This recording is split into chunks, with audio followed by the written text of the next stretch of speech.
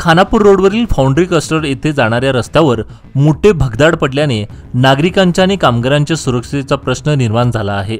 दररोज हजारो वाहने या मार्गावरून ये-जा करतात, त्यामुळे हा रस्ता धोकादायक बनला असून प्रवाशांना जीव मुठीत धरून प्रवास करावा लागत आहे।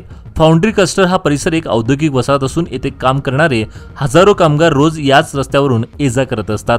विशेषतः रात्रीच्या वेळी या ठिकाणी प्रकाश व्यवस्था नसल्याने अपघाताचा धोका अधिक वाढतोय।